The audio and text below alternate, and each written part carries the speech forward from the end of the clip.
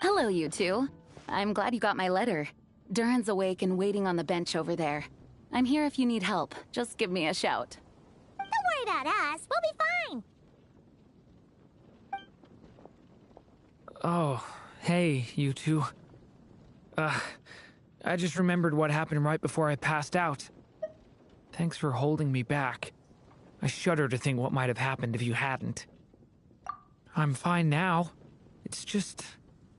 a lot of people seem to have forgotten me. Don't worry. We'll figure out a way to fix this. Why don't you start by telling us what happened? It felt so strange. After I realized no one recognized me anymore, I suddenly felt like I'd completely lost contact with my body. Abyssal power lies sealed within this body I inhabit. So when I lost my connection to it, I lost control of that power too.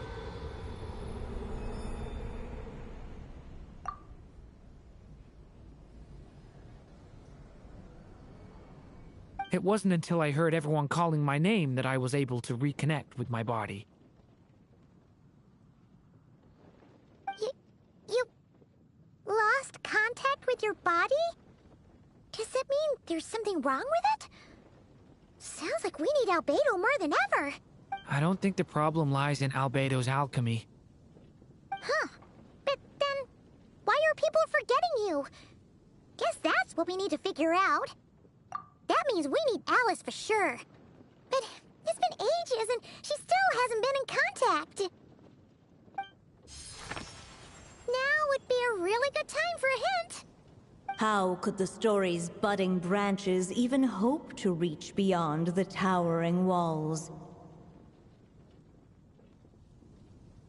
Leaving the castle, the witch went off in search of the tallest, grandest tree in the whole world. High up in the canopy of that tree, she sought a resting place, a refuge where the little sapling might take root. Go to that place, for it was there that the sapling felt its first breath of wind. Huh? Was that another clue? Does that mean the story isn't over yet? Leaving the castle. It just occurred to me. If this story is all about my own experiences, then wouldn't what happened after I left Simulanka be part of it too? But how could she possibly know exactly what would happen? And even if she did, how could we know when the story was complete? Yeah. Since we can't reach Alice right now, we'll just have to get to the bottom of this ourselves.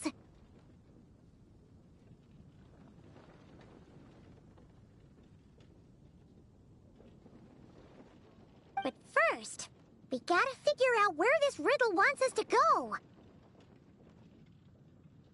The tallest, grandest tree in the whole wide world.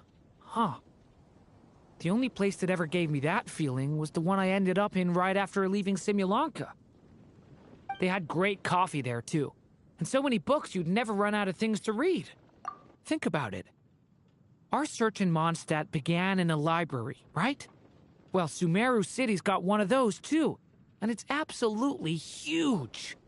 What do you say? Should we try looking there? Huh. That does kind of make sense. And it's not like Paimon's got a better idea. Alright, let's just give Jean and the others a heads up first. Well, it sounds like you've got a plan, so I won't interfere.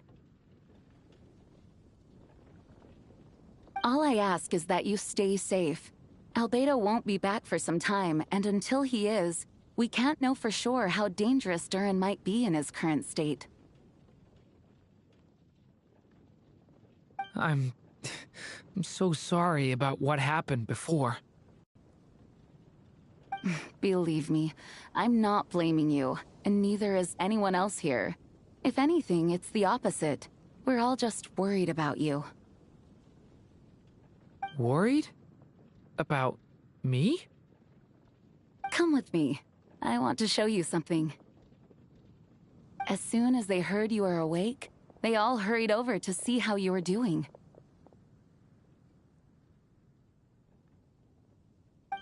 You all came to see me?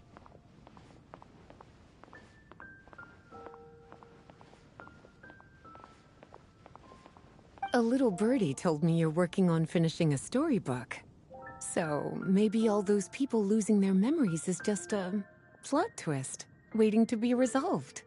Miss Lisa, you always seem to know how to put my mind at ease. Please, everyone, don't worry about me. When I get back, I'll find a way to complete my mother's story, and the one we started, too.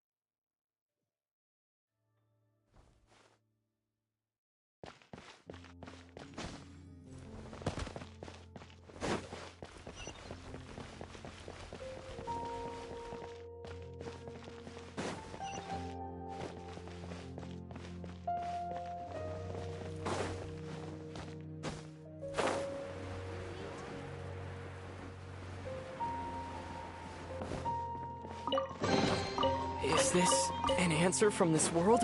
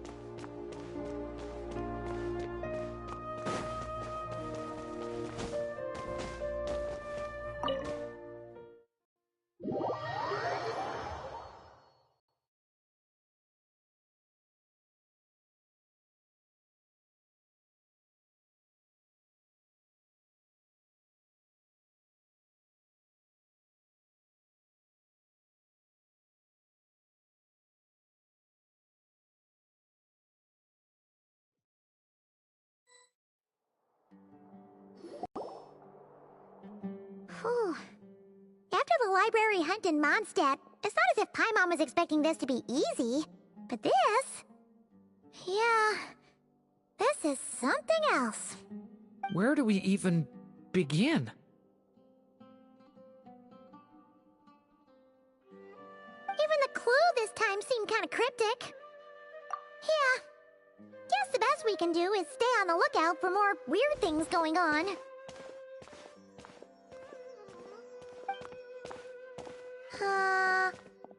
Huh? Sorry, what was that? I'm here to return Volume 5. According to the catalog, Volume 5 of this series is not available for loan. I can't accept the return of a book that was never checked out in the first place. Let me put it this way. My copy is complete. Yours, on the other hand, is missing large amounts of content. so you should swap it for mine instead. Sir, you have to understand. Managing a library is a serious business, and we have protocols in place for this kind of thing. I can't just replace an important volume in our collection based on nothing more than your word. Hey,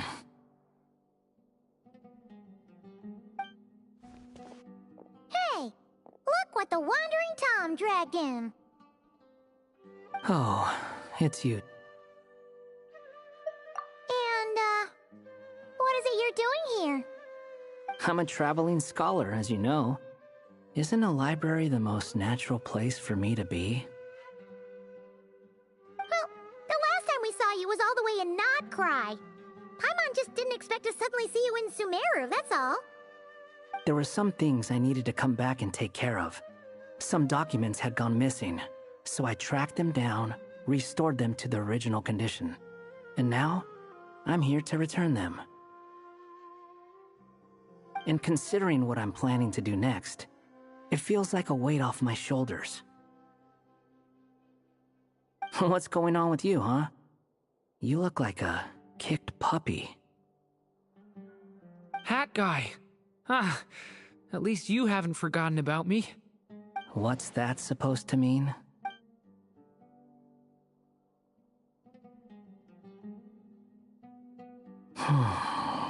So it's been getting worse.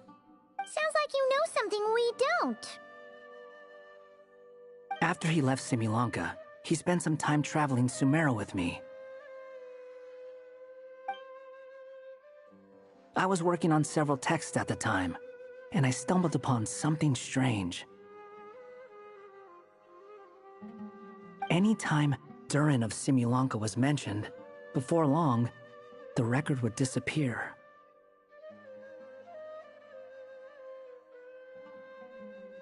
Which means, all the remaining records on Durin are about the evil dragon that fell on Dragonspine.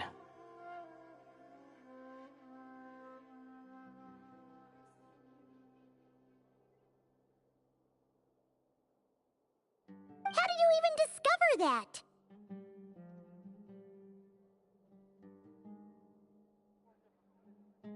If I remember correctly, Hat Guy loved the time he spent in Simulanka so much that he started writing a travel log. That's besides the point. The fact is, you're not affected by the ley lines of this world. I'm sure you can grasp the implications of what that means. His case is different from mine. It's more like the world itself refuses to accept his existence. It started with a few written records, but now, it sounds like it's spread to people who never met him, or didn't know him well. At this rate, the whole world might forget him altogether.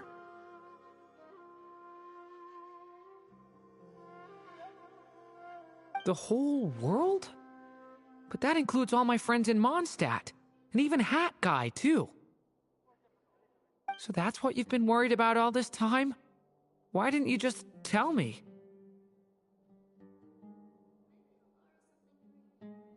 There are more important questions right now, like figuring out how to fix this.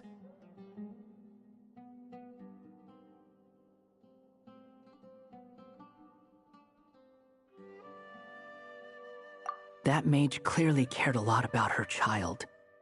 She left that book behind for a reason. If you want answers, isn't that the place to find them? You think that didn't occur to us already? Problem is, we need to find the memory that unlocks the next chapter first.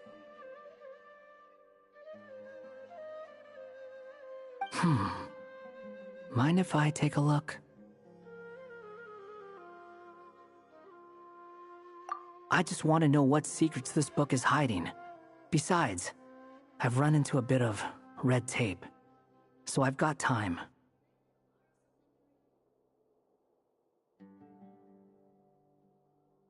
Of course. Be my guest.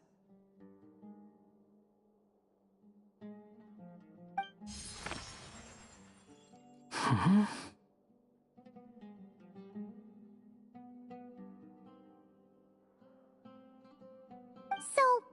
the memory we've been looking for was about you? All along?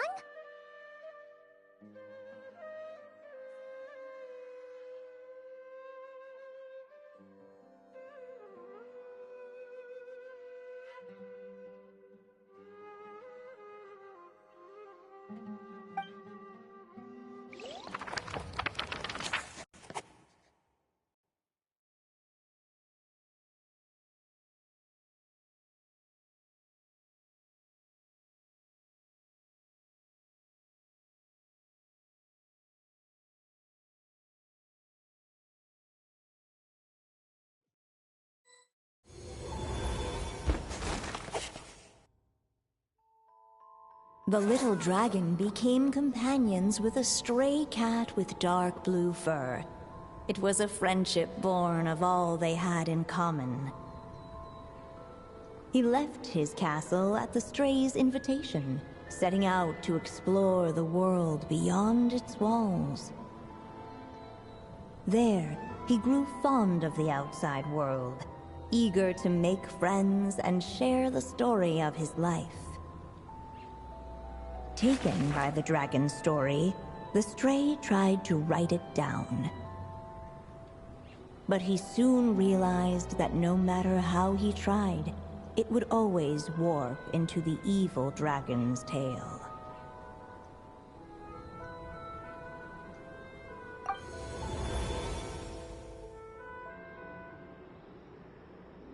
So, this is the world where this chapter takes place?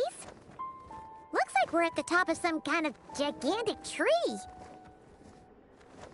This one must be about what happened to me when I first arrived in Teyvat.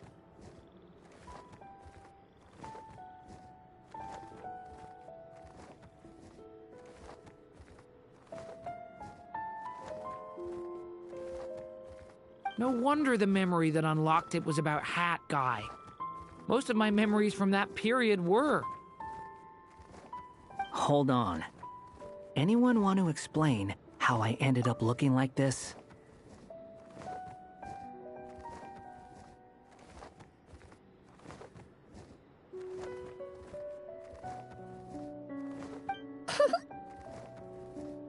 Maybe you've become a character in the story too.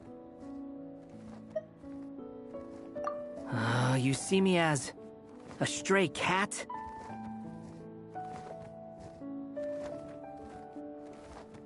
A wandering Tom, to be exact. You should count yourself lucky. Of all Durin's friends, your character is by far the most memorable. Maybe it's because I've known Hat Guy for longer, so my impression of him is more vivid than the others. Vivid? Then how come you haven't changed one bit? Guess that means the impression the Traveler left was so vivid, it didn't need changing.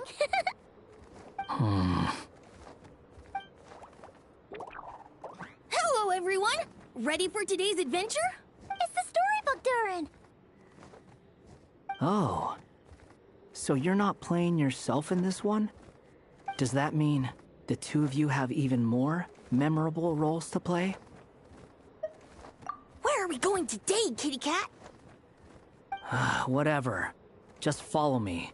Same as always. Okie dokie! Can we chat along the way?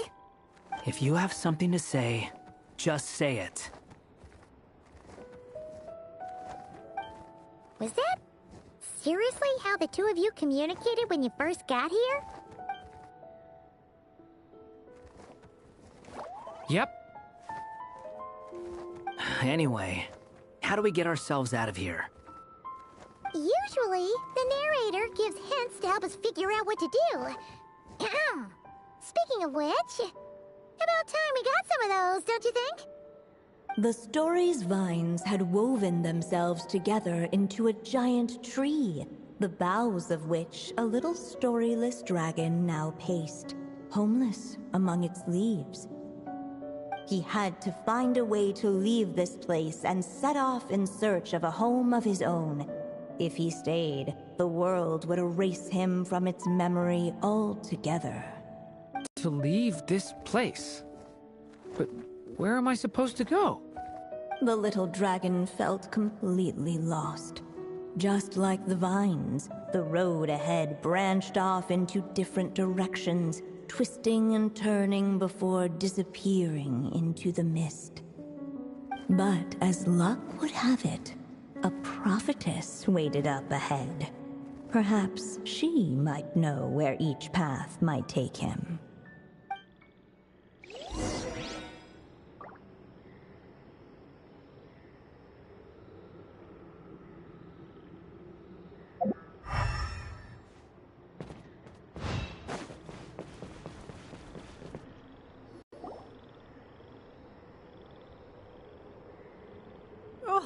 You must be the little lost dragon. It's true. My friends and I are lost. This meeting was no accident. The prophetess was in fact the seer witch, here to present her promised gift. The seer witch?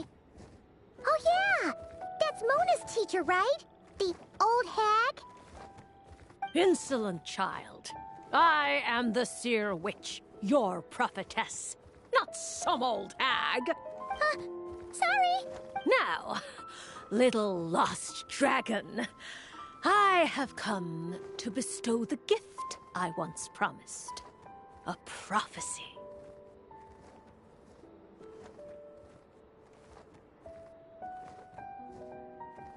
A prophecy? Hear me now, for my prophecy is this. One day, the dragon from beyond the castle shall be reborn, and none may avert its coming.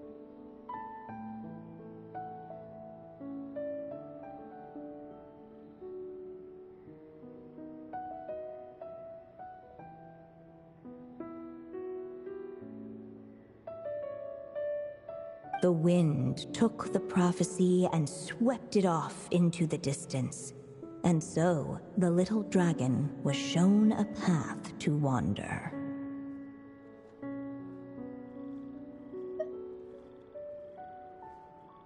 As far as I remember, once that alchemist from Mondstadt learned about the prophecy, he chose to stand with you against the evil dragon.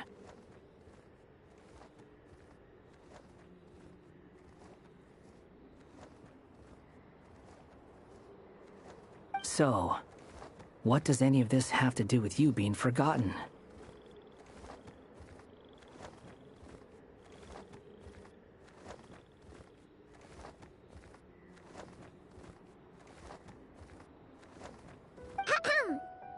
Oh, wise witch of prophecy!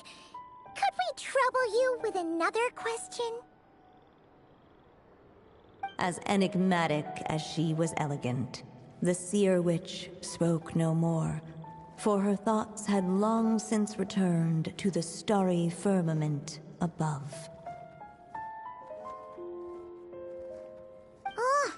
Just when we actually needed her.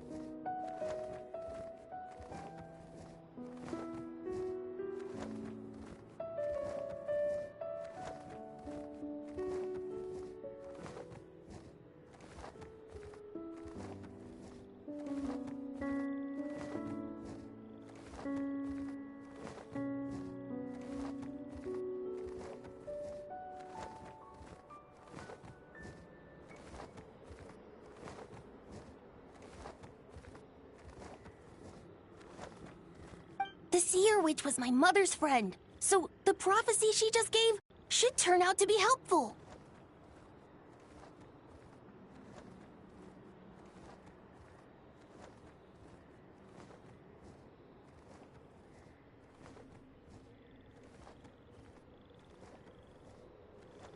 Well, it's not like we've got better options.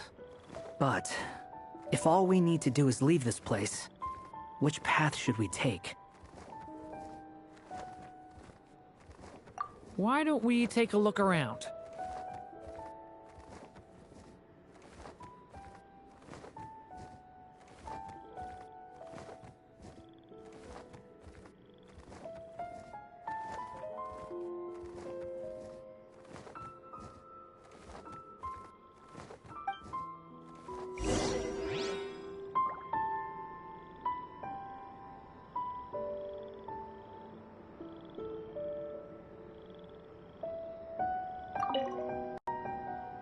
As enigmatic as she was elegant, the seer witch spoke no more, for her thoughts had long since returned to the starry firmament above.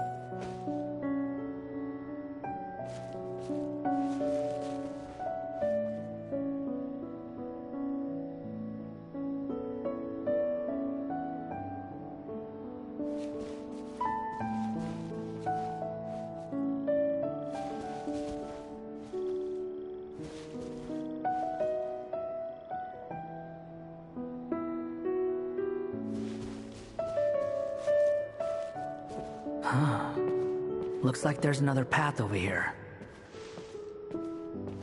The secrets he sought led the stray to discover another path forward, though it was overgrown with bristling thorns.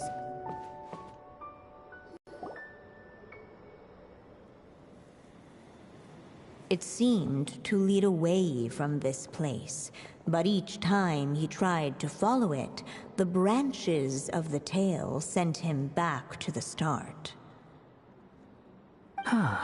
So the author managed to work this book into the story too. I'll hand it to her.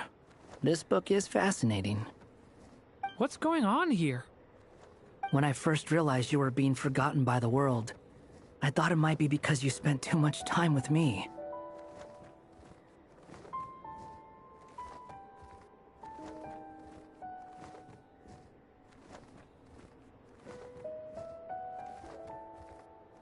In which case, the only hope of a cure would be to cut our ties for good.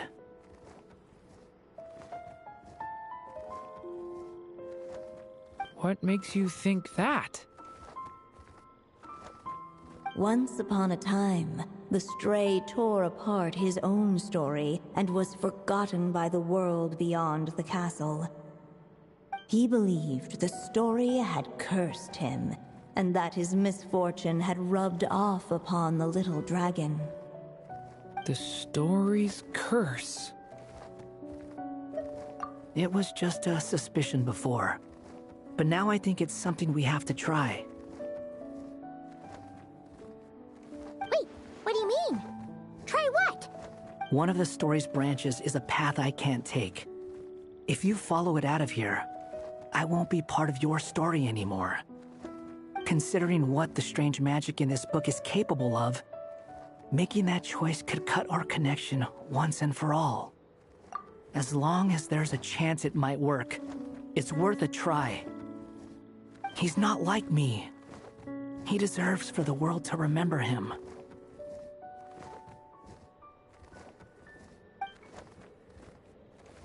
Well, maybe Hat Guy has his reasons for thinking that way, but that's not the kind of decision I can make so easily.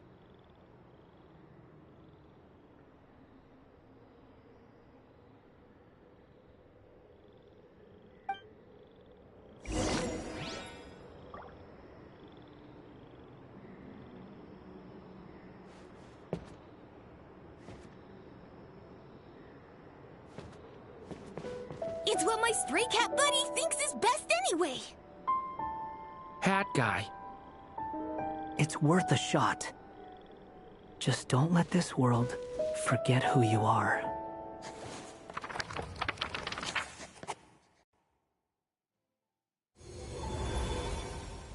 The little dragon left along the path his companion could not take, and from that point forth, the stray was no longer part of his story.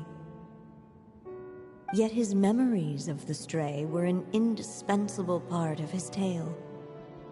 With the stray gone, the story lost the very spark that had first set it in motion. In the end, the little dragon's story faded into nothingness, and in the world beyond the castle, only the evil dragon's tale endured. Who am I? Is this... me?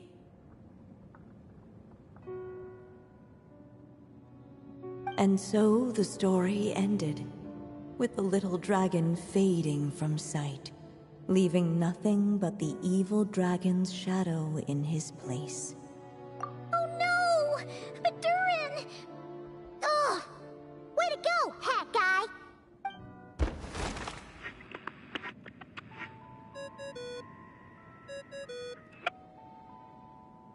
Hello, children. If you're hearing this recording, it's because you've reached a certain ending. You may have noticed that little Durin's experiences have been written into the pages of this book. Well, you should know that in the same way, its ending will also be written onto him. So be careful, because triggering a bad ending could be somewhat problematic. Let me guess, you're upset that I didn't warn you earlier? Don't worry though, I've thought it all through. I built a very special feature into this book, just for you, the witnesses of this tale. So, go ahead, see if you can turn back the pages. If you're not happy with the ending you've reached, just flip back a few pages and let the tale unfold once more. Pretty incredible, huh? That's the power of magic.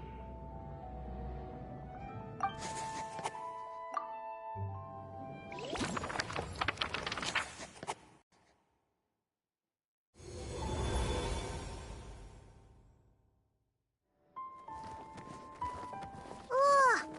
That last ending was awful. No way we're picking that path again. What are you even talking about?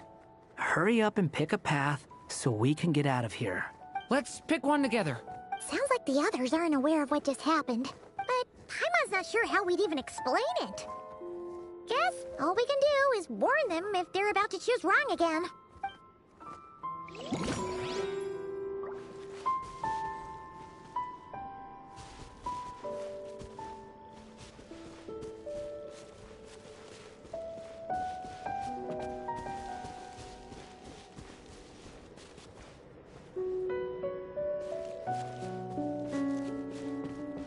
Looking back the way he had come, the little dragon saw a gentle glow, a warm light that reminded him of somewhere familiar.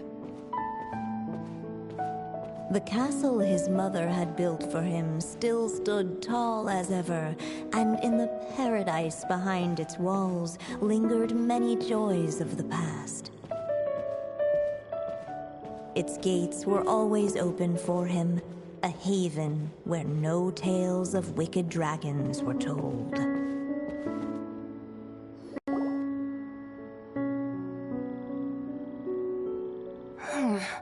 Returning to the castle? Huh. Well, that's an interesting thought. Has the idea of returning to Simulanka ever crossed your mind? Returning to Simulanka? Think about it. It's a place where a heartfelt wish is all it takes to rewrite the cruelest fate. Not like here, where fate mocks us all. If there really is a being controlling the fate of this world, it must be a laughably spiteful creature, deaf to the wishes of others.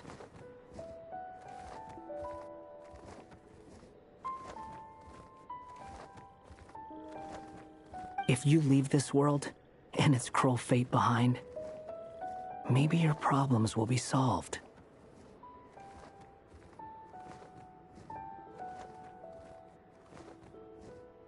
Hey! Don't give him crazy ideas like that! I was simply expressing my envy, that's all. Not everyone is lucky enough to have a place like Simulanka to return to. Well, let's say that you did. Would you? Of course not. I'd rather show fate who's boss instead. Oh. I just need some time to think this over.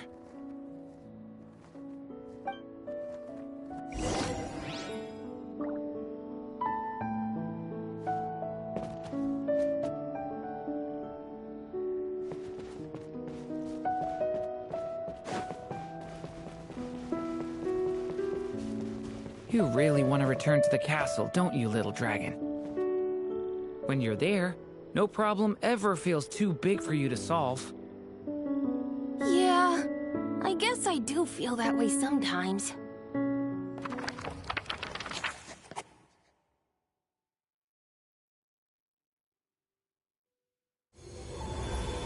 As the little dragon slipped back inside the castle's walls, the clamor of the outside world fell away. There was no danger here, no problems for the little dragon to resolve. As soon as his mother finished her story, it was time for the child to drift off into the world of dreams. And so the story ended, with the little dragon fast asleep in his castle, just like he had never even hatched. What's going on? I feel so weak. Hey, what's happening? Durin, wake up! But, this can't be how it ends. Durin promised to bring back everyone's memories. There's no way he'd accept an ending like this.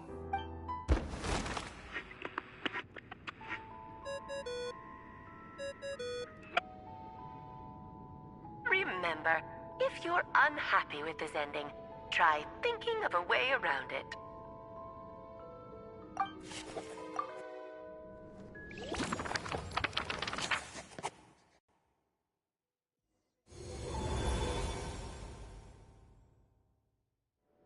Uh-oh.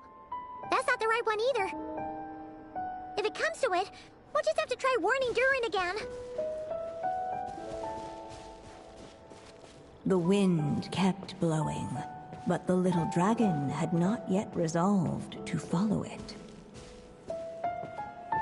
Before him lay a foggy path, and where it might lead he could not tell.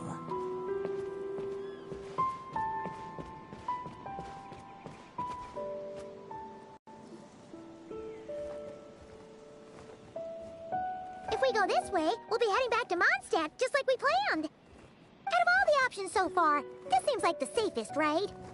At least we know what happens next. He helps stop the evil dragon from returning, gets a new body, makes a whole bunch of friends, who all just forget about him. But you didn't forget, Hat Guy. I'm just saying, choosing this path wouldn't solve the main problem. You'd still end up being forgotten. Huh. I'm not against choosing this path. I just wonder what secrets it might be hiding.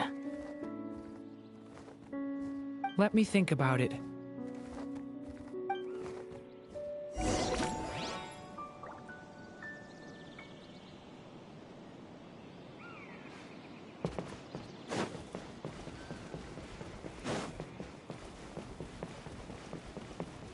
I still think you should keep going, little dragon.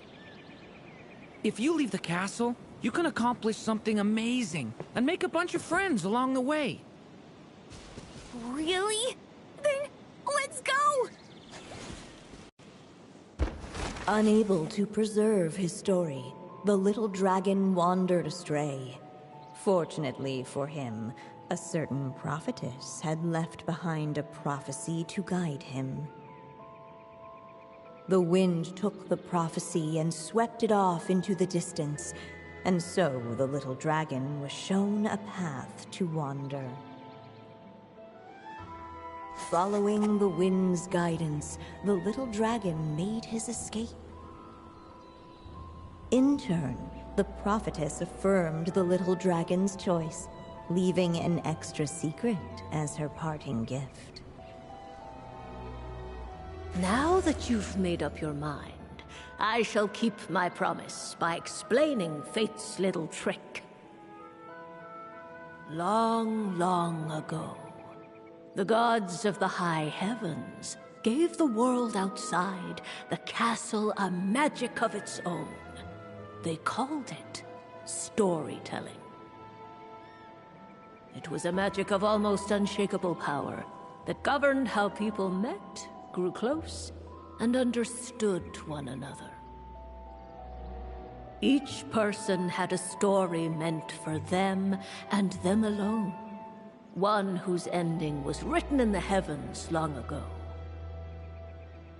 In truth, your story and the evil dragons are simply two versions of the same tale, and that is something the magic of storytelling cannot abide. Beyond the castle's walls, your story cannot take root, for the evil dragon's tale has done so already.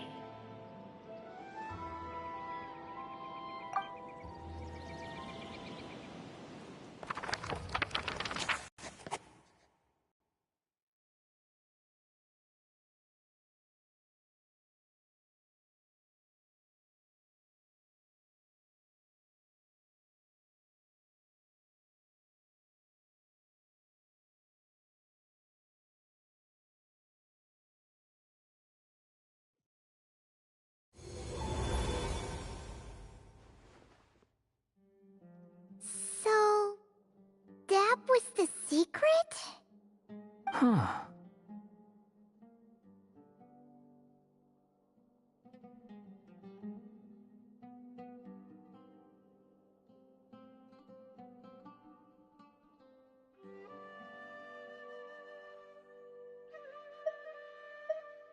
But,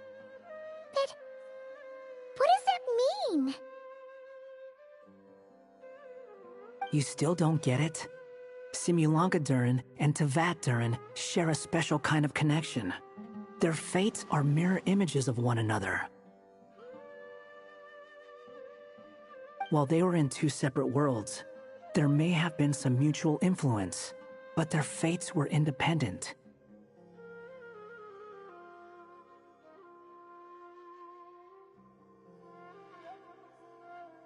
But when Simulankadurn came to Teyvat, a version of his fate already existed there. So, how can two fates exist at the same time?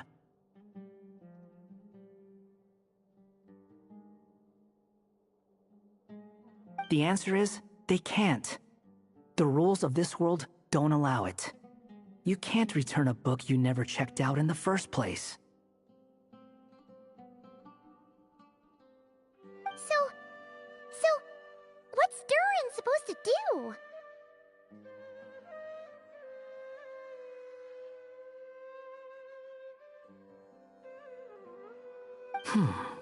Those mages seem to have come up with quite the ingenious solution.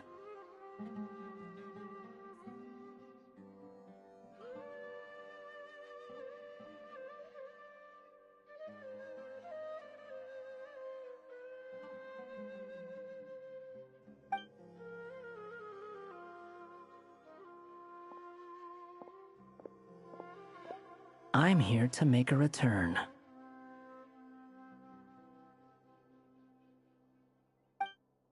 As I said, there's no record of Volume 5 of this series ever being checked out. Then just think of this as Volume 6. Based on what I know, the author was planning on publishing another volume anyway.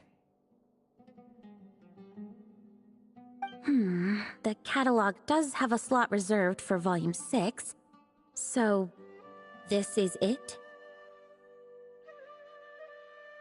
Sure, let's go with that. All you need to know is, I'll be the one writing this series from now on.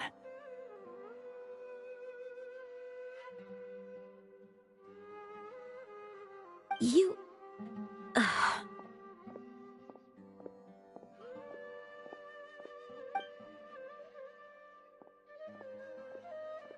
are you up to this time? Remember the red tape I mentioned before? Well, I just took care of it. Now, I guess you'll be off to see your alchemist friend? It should be pretty obvious by now. He has the answers you're looking for. Well, we do have a whole bunch of things to confirm with Albedo, that's for sure. But didn't Jean say he'd be gone for quite a while? I'll join you. Just let me know when it's time to go. Hat guy? Don't sound so surprised. I'm part of this story too, aren't I? I'm just playing my role. Well, yeah. But it's not that. I just feel like you want to help, but something's holding you back. When I first realized you were being forgotten by the world, I thought it might be because you spent too much time with me. I even thought cutting our ties might be the only way to fix it. Why would you think that? It doesn't matter now. Judging from the answer this book has given us, I was probably overthinking it. Just as well, with the ley lines rejecting him like this, the people who still remember him are his only remaining connection to this place. If that last fragile tie was broken, who can say what devastation his unbound body might unleash? And to think I'm one of the people keeping you here, instrumental in helping change your fate. Can't say I saw it coming.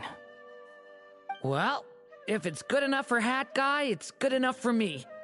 After all, he is about as odd as humans get. Excuse me? With some people, even if you try asking a simple question, they'll always give you a complicated answer. And the more you ask, the more complicated it gets. Truth is, Hat Guy's just that kind of guy. Whatever. All I needed was a yes or no, so we can quit it with all the back and forth.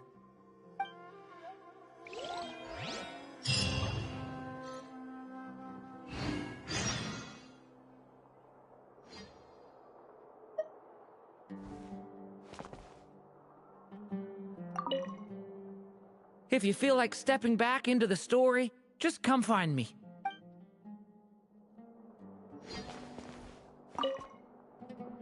I'm sticking around for the next few days. So, when it's time to go, you know where to find me.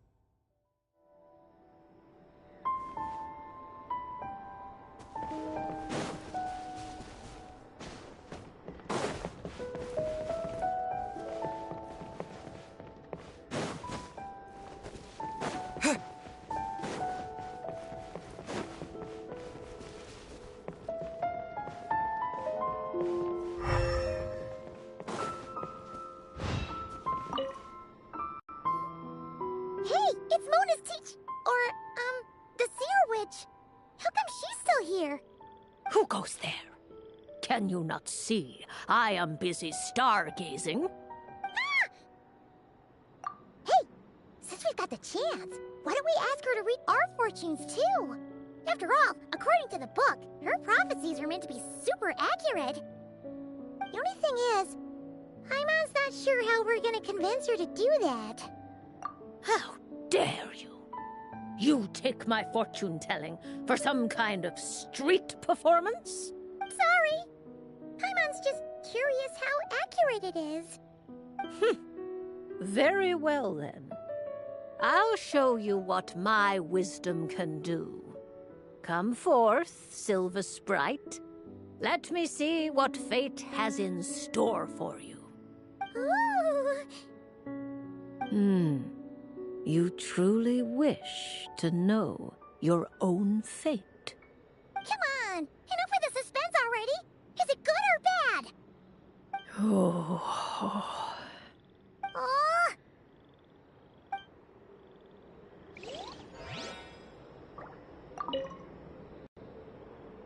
Oh. Oh.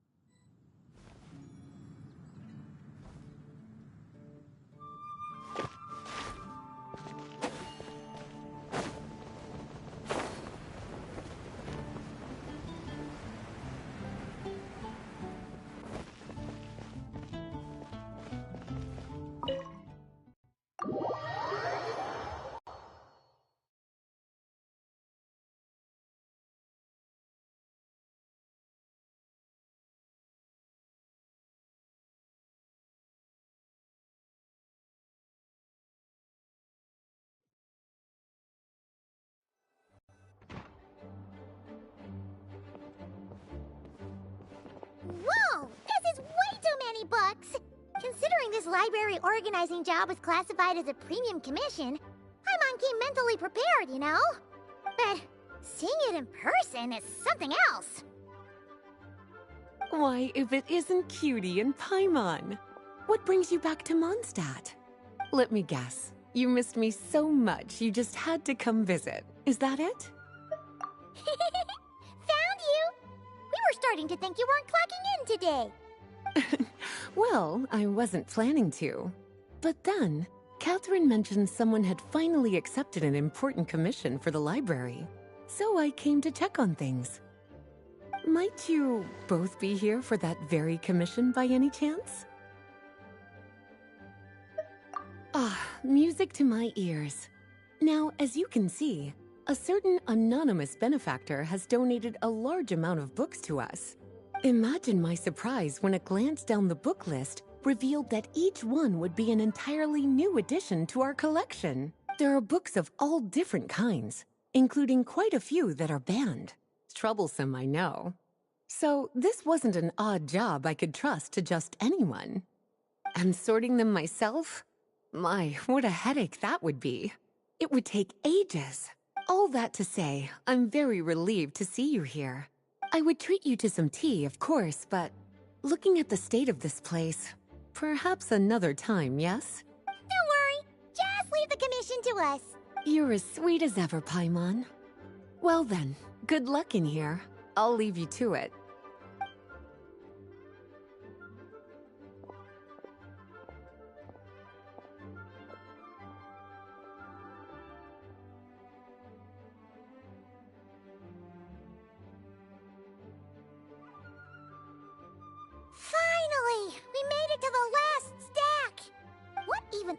some of these books. A Hilichurl's Guide to Running for Your Life? Do Hilichurls even read? Oh, and Basics of Whopper Flower Cultivation. Who'd grow one of those, anyway? And what's this one? The Little Witch's Dictionary? Huh. That title's kind of suspicious. And didn't we already sort this area? Did you notice it earlier?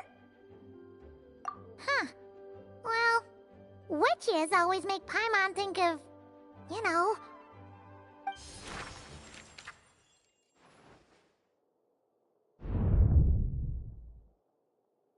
Yoo-hoo! Looking for me? Alice? How did you get in here? You must not have noticed, Paimon. I wasn't the one who barged in at all. When you opened that dictionary, you entered a mage's domain. What? Ugh! Paimon knew that book had issues. Have you ever read the storybook, The Little Witch and the Undying Fire, by any chance? Splendid! That makes things easier to explain. This book was written as a dictionary for that other story. The actual contents of the two aren't related at all, though. That explanation makes things even more confusing. Oh dear. Where should I begin? You know the promise the Hexen Circle made to Varka at the Tripartite Conference, yes? Namely, that in Mondstadt's greatest time of need, the mages would return and lend their aid to the nation? Well, waiting around for danger to descend upon the land isn't exactly our style. Rather than a scenario where we jump in and save the day out of nowhere, it makes more sense to lay the groundwork over time. That's how M put it. Besides, who knows when such a crisis could occur? It could be in the next life, or even tomorrow. Preparation is crucial. So, I gathered the mages together to write this dictionary. Of course, it had to be under the guise of being related to that storybook. Otherwise, I would never have been able to get them in one place. Well, we looked into Barbie's scryglass and came up with a series of tasks tailor-made for the people of Mondstadt. They're all in this dictionary. Striving toward a common goal, overcoming obstacles alongside trusted companions, becoming better versions of ourselves. That is the best defense against what dangers could lie ahead. Oh, you make it sound like something bad is actually about to happen. Now, I never said that. But still, we are talking about trusted companions here, Paimon. And when we speak of a person who could be considered a friend to all in Mondstadt, I'm afraid the pool of options consists of but one. Wait, the huge book donation? That was just an excuse to get us here, wasn't it? We had to spend ages sorting through them, you know. Oh dear, I never could have imagined you would need to go to such trouble. Uh-huh, sure you didn't. Well, this is an important book. I couldn't just bring it into Tevat without taking any precautions. Much better to hide it in plain sight, you see. That's why I donated all those other books to the library. Besides, it's not like this is a bad thing. Just think of it as an excuse to reunite with old friends. And as a favor to your dear Aunt Alice. Okay. If the goal is to help the people of Mondstadt, then we're in. We'll take the dictionary. And the next time we run into our friends, we'll pass your tasks and stuff along, okay? Wonderful. Then I'll let you get to it. Have fun!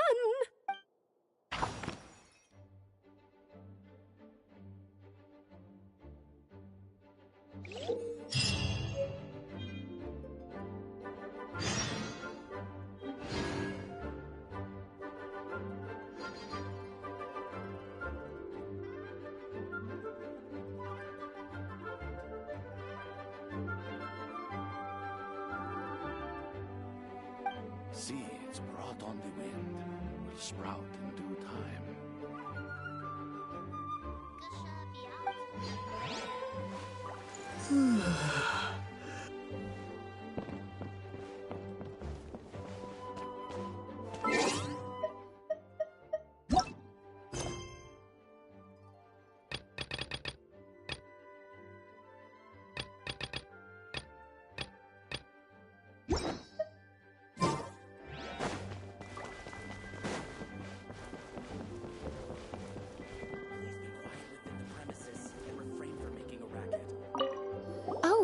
You finished sorting already?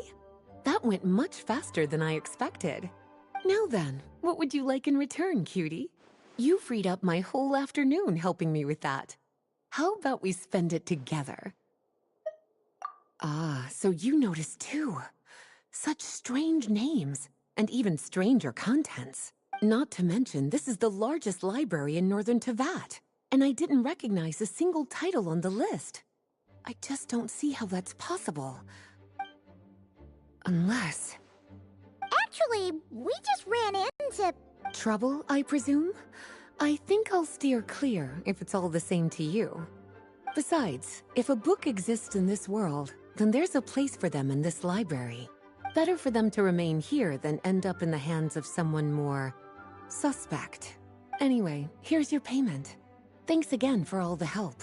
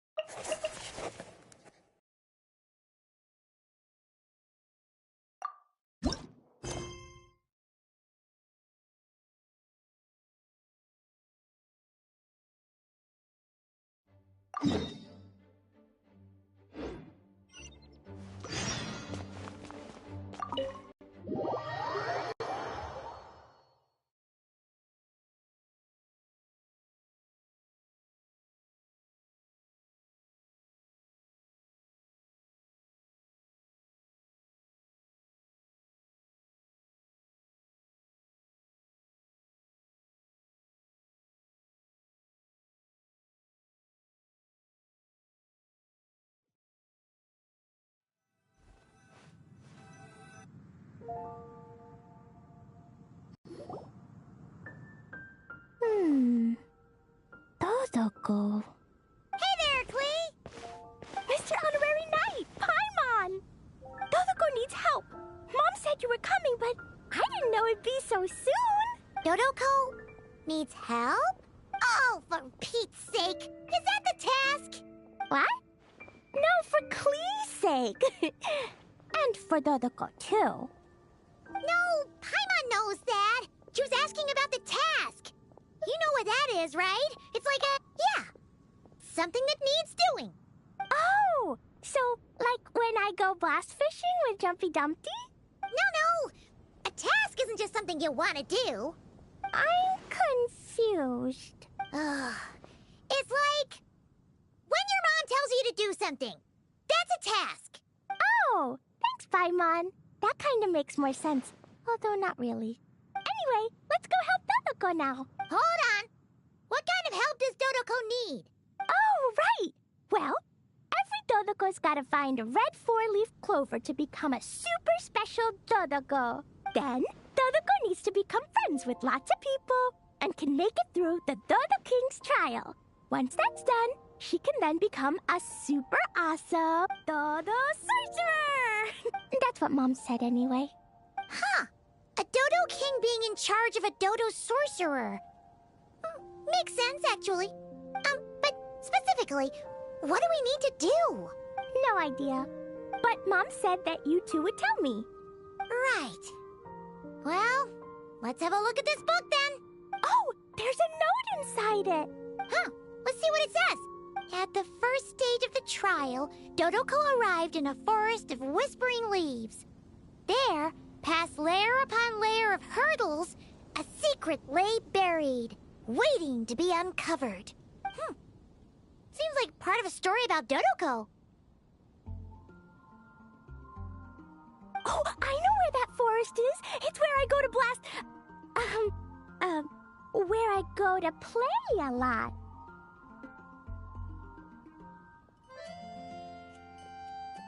Come on, everyone. Follow me. All right, let's go!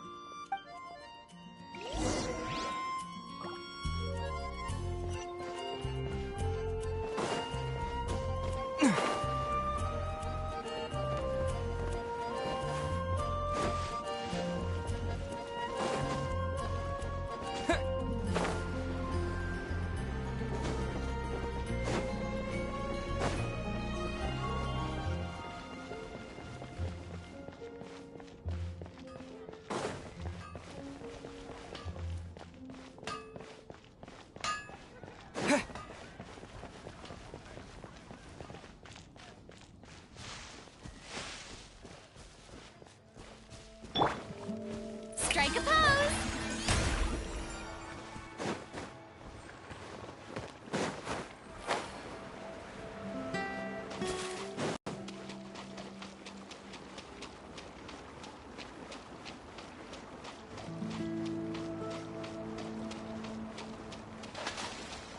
Yep.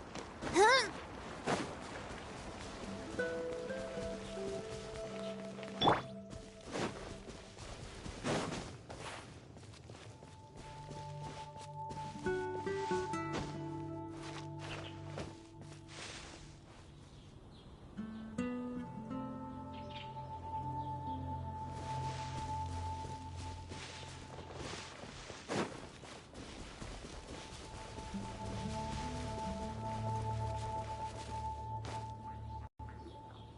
What's with all the weird stuff around here? And why are there so many hilichurls? Huh. Maybe the hilichurls brought it all here. Oh, I bet This is where we find the turtles. Close, but the note said hurdles, not turtles. And whatever we're looking for is supposed to be buried past all the hurdles. Are there any other clues around? Is there no dodo device that can help us out here? Nope. What should we do then? Mom says the best thing to do when you run into a problem is to try and fix it. Yeah!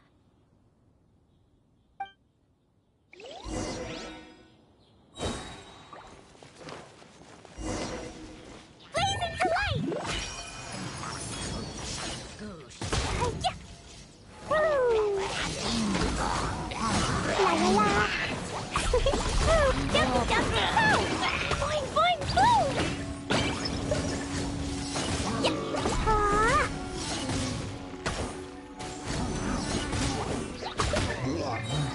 Insulation chamber deployed. Ultimatum protocol.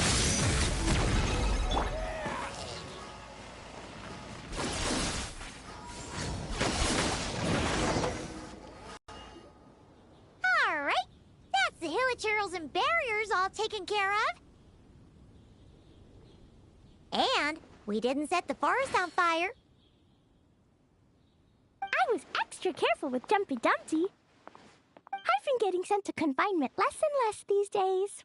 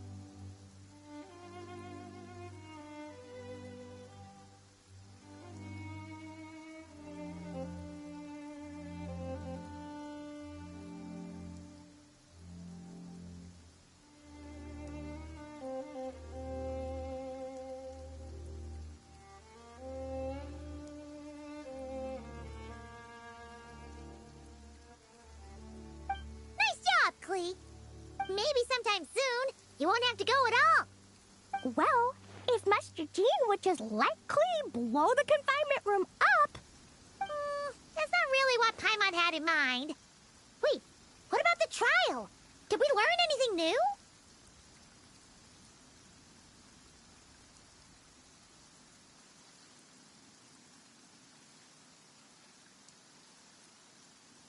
Yep, I found this in the hole Jumpy Dumpty created after exploding.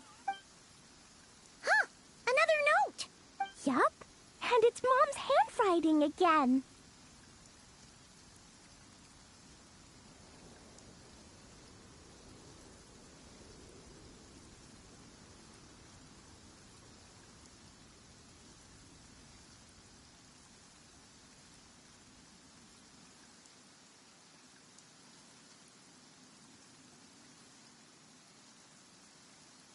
Now then, Dodoko may or may not have blasted all the hurdles away, though the most direct approach is sometimes the most elegant one. Either way, thus did Dodoko make it to the second stage of the trial.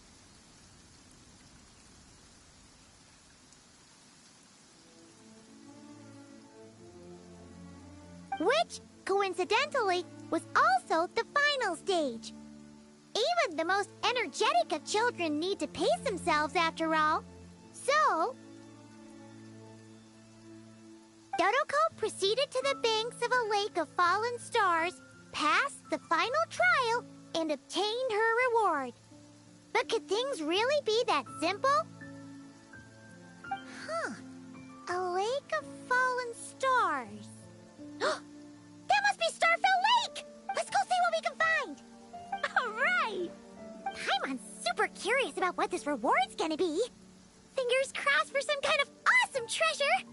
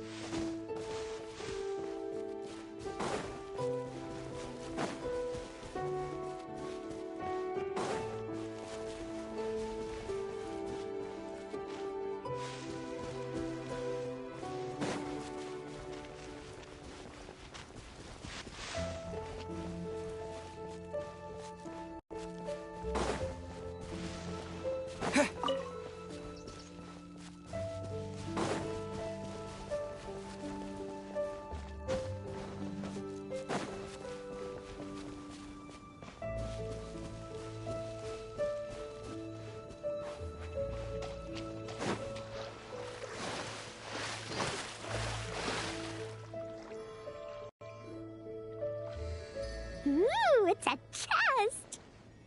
The final treasure must be inside this thing! You got it! Me and Dodoko will get it open, no problem. Whoa, wait a second! Monsters incoming! They want to steal Dodoko's treasure, I just know it! Let's kick them out! Then we can open the box.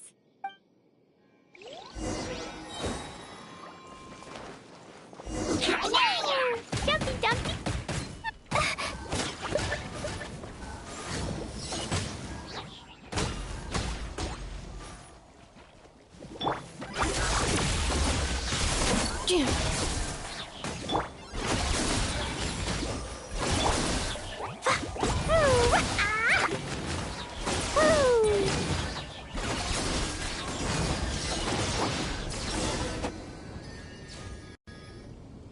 Phew!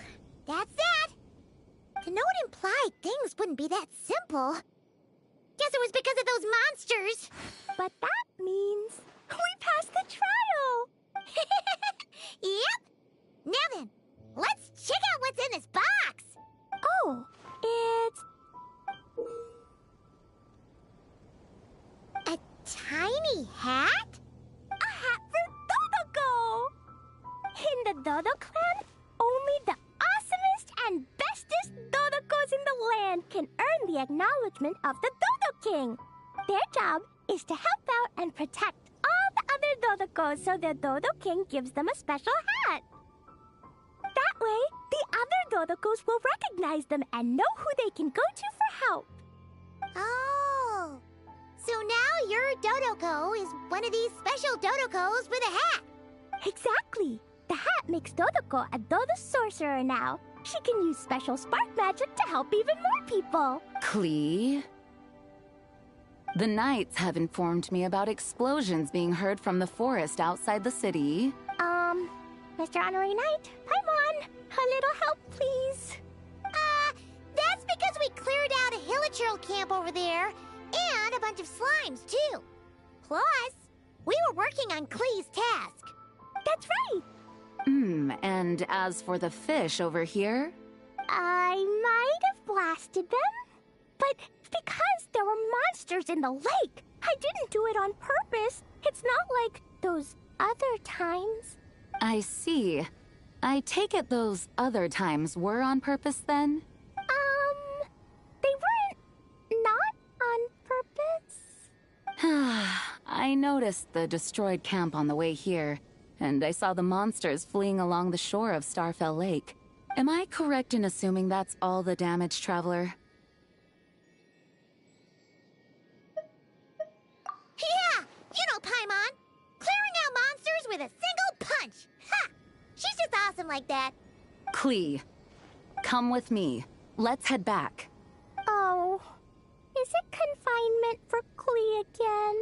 Well, the Traveler's vouching for you, so I suppose your punishment will just have to be a meal at the Good Hunter. You've been out and about all day. I'm sure you must be hungry. You're the best, Master Jean. You two are more than welcome to join as well. Ha-ha! Awesome! Paimon's been craving some sweet madame.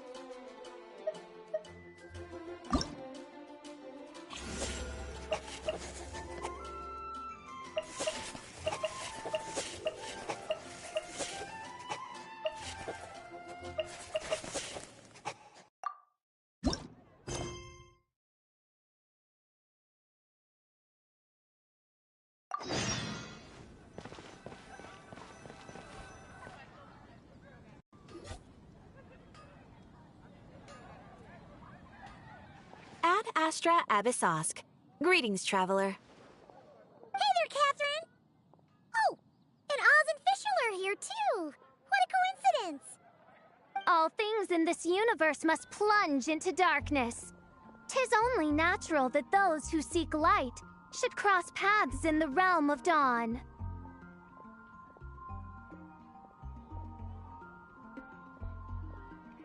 Mein Fräulein means to say she's happy to see you both. And I feel the same. It's been quite a while, Traveler and Paimon. You're here just in time. Yai Publishing House has a commission for you, traveler. An editor is here to discuss the details in person. Much of the information was kept from the guild for business reasons. All we know is that it has something to do with the author of the Legend of the Shattered Halberd.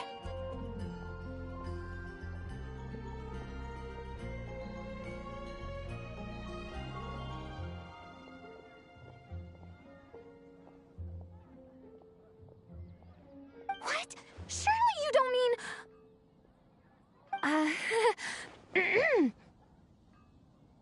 Wait, is this author really that important? What if we weren't here? Or if we decided not to take the commission? The editor would just be wasting their time. In that case, it'd be a free trip to Mondstadt where one needs only pass some information along. That's an opportunity most would fight over. In any case, if the commission is of interest to you, the editor is waiting at the Good Hunter. Just look for the man dressed in Inazuman clothing. Hold on! Halt thy steps, good traveler. Fate cast you upon the tides of the world, but not for you to stand alone in the face of its desolation. Nay, you step forth onto the path of the Immernachtreich. What Mein Fräulein means to say is, she would like to go with you. Wow, you seem really jazzed about this commission, Fischl. Do you have some kind of insider information? Well, let's head to the Good Hunter to meet with this editor then.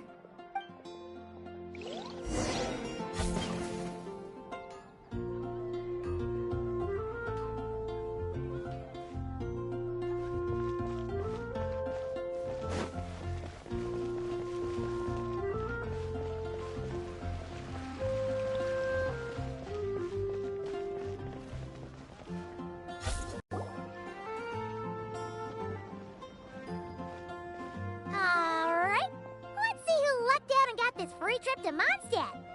Wait, you're Xing. Oh, Genu's editor, Onodera.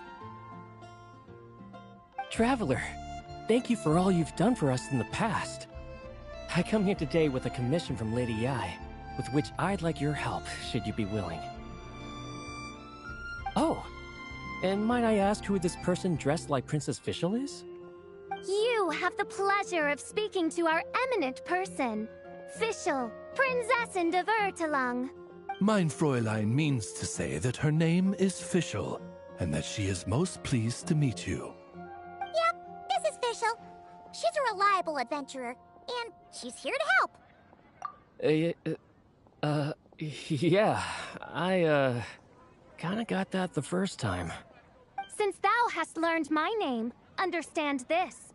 To speak it is to be absolved. Praise it, therefore, and thou shalt earn thine salvation.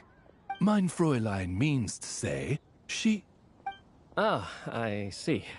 I completely concur, my lady. Remembering names is simply basic etiquette. And if you might lend me succor in solving this problem, I shall indeed praise your names to the heavens above. As many times as necessary, in fact. You understood Fischl language before Oz could even finish translating. Well, let's get down to brass tacks then. Now, have you heard of the author Mr. Nine? He's famous for writing the legend of the Shattered Halberd. Flowers. What was that, Mein Fräulein? Flowers for Princess Fischl. That's what Mr. Nine is actually famous for. Mein Fräulein means to say, even should the creator be cold and unmoving, the Prinzessin and her Immernachtreich's resplendence might yet compel them to weep. Well, sure. The author of Flowers for Princess Fischl, Mr. Nine. He sent a letter from Nodkrai asking for help, and he seems to be in bad shape. So ask the Adventurers Guild or a local need to find him. Seems pretty simple to Paimon. Where it's so simple. But here's the problem. We don't know anything about Mr. Nine. What he looks like, how old he is, where he's from. He's only ever communicated with us via letter, from addresses all over to that. And he's never showed up to our annual meeting or events. Not once. So, what are we supposed to do? Well, we'll need to investigate Mr. Nine's identity, that's for sure. We did a bit of digging ourselves, and we realized that ever since completing the Shattered Halberd series, Mr. Nine's handwriting began to change.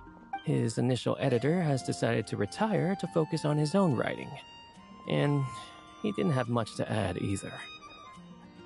Whatever hath once existed in this world is enshrined in the memory of the Prinzessin of Ertelung, to endure unchanging in her Imanakreich. For from the sacred primordial words flow the wellspring of all cause and consequence. Mein Fräulein means to say that... Yes, we had the same idea. So, we tracked down the original manuscript of The Legend of the Shattered Halberd. Oh, man! Genyu's gonna be so mad he missed out on this. Wait, you didn't need Oz to translate this time either, Onodera. Osvaldo Hafnavines, hast thou perceived something? No such Henry exists, mein Fräulein. I sense a faint, elusive resonance. Something akin to the magnetic field, gravitational force, and threads of cause and effect that surround you, mein Fräulein. Isn't that interesting? Well, in the end, our only takeaway was that the design and craftsmanship of the paper point to it coming from Qingce village in Liyue. Huh. Could Mr. Nine be from Liyue then? No, wait. If we're talking authors from Qingce village specifically... No, it couldn't be. Could it? Chong the Ninth? Ah, I've heard of him. He won a Best New Author award for the first apprentice of Guhua. It matters not. Though the Saint of Tears and the Saint of Atonement perform manifold labors on divergent principles, their power flows but from a single source. Mr. Onodera, if you please. Wait, Oz? It's great that you trust Onodera and all, but we're still in the dark over here. You speak true, mein Prinzessin. Even if Chong the Ninth doesn't turn out to be Mr. Nine, he's still an author. And he could have had contact with him. I think it's a good place to start. Yeah. Well, either way, I appreciate the help. I'm counting on you.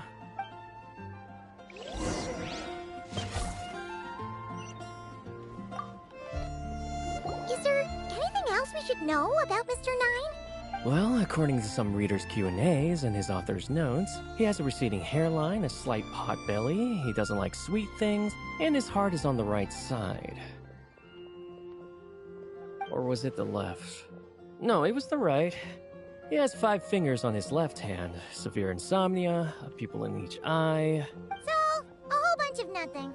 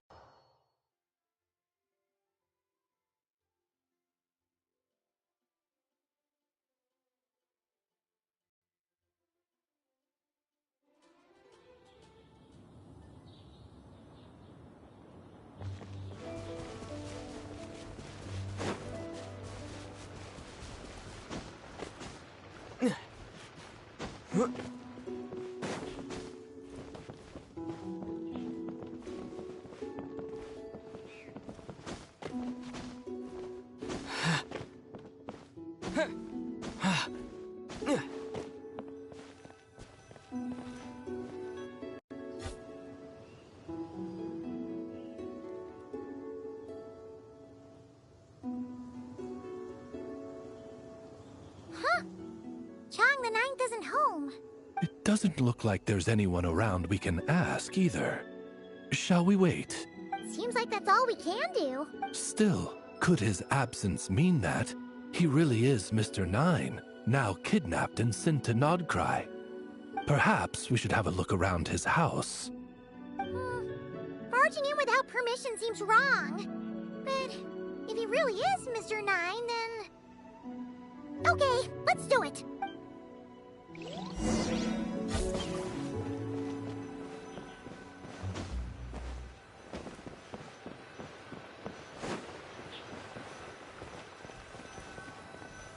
No, not here.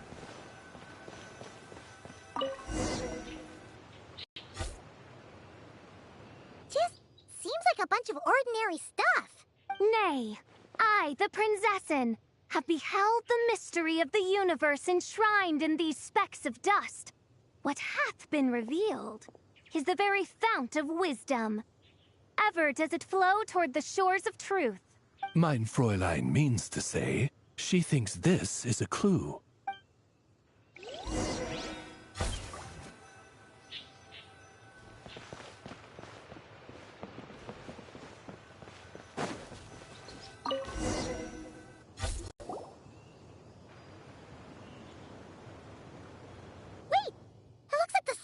Overturned.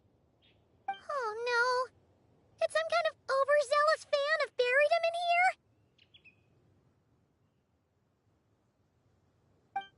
Maybe we should call him Millilith. What do you think, Traveler? It's all right, Paimon. Mr. Nine's most zealous fan happens to be right here. And since mein Fräulein would never do anyone harm, I'm certain the same is true of his other less avid supporters.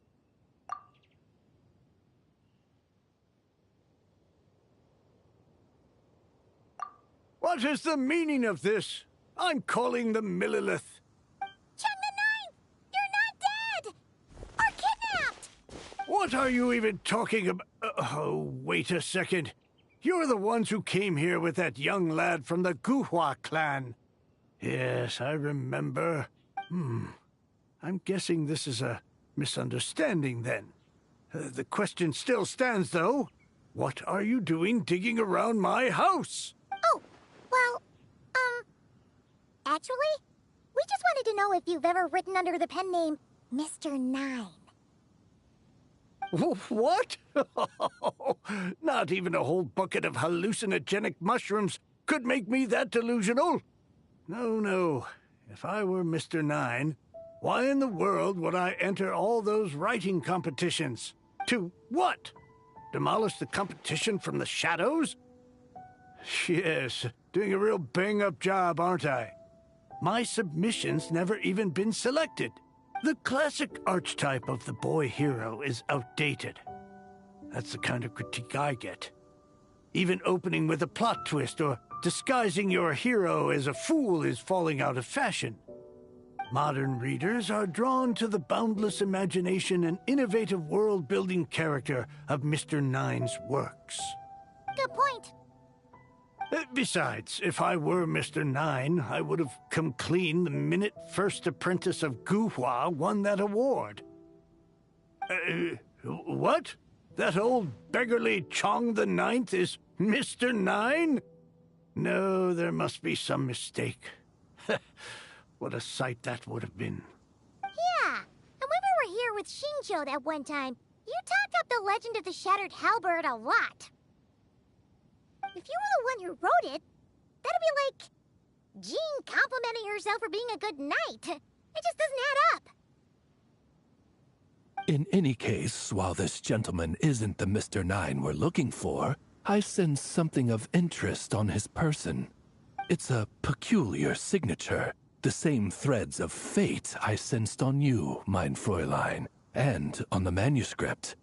I believe the traces are related to Mr. Nine, and it appears I can track them. Hey, that's perfect! Once we head to nodkrai, you should be able to find Mr. Nine, no problem then. But back to the signature. What were you doing before this, Chang the Ninth? Oh, well, I ran out of manuscript paper, so I went to buy some. I'm particular about that kind of thing. Creation of literature demands the highest quality. Ah, no wonder. Mr. Nine uses the very same type for his manuscripts. Huh, that explains it. Thanks, Chang the Ninth. We should get going. I'm not quite sure what I did, but you're welcome, I suppose. Farewell, creator of another world. Though I must say, the laws and narratives thou hast ordained can scarce compare to the dream dust sedimented in the nodkrai. Mein Fräulein means to say, your writing isn't... I mean, mein Fräulein offers her thanks.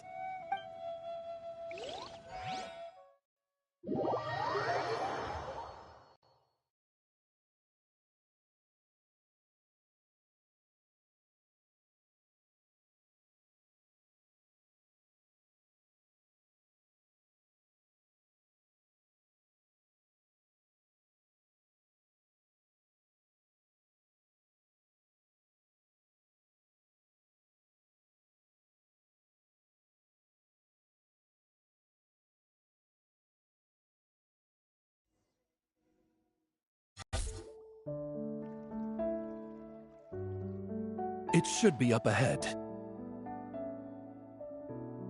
Wait, did something attack that Sealy? Something doesn't seem right here. And it bears the same signature I sensed before.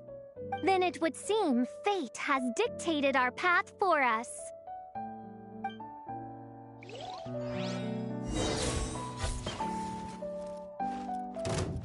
By royal decree. As you wish, mein Fräulein. No rest for the wicked. Defensive mode engaged.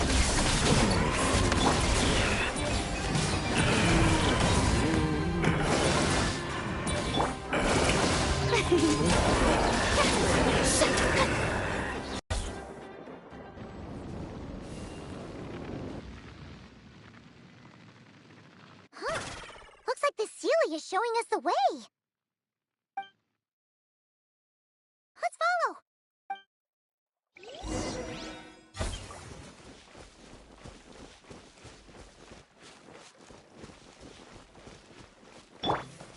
Installation chamber deployed. How brilliant!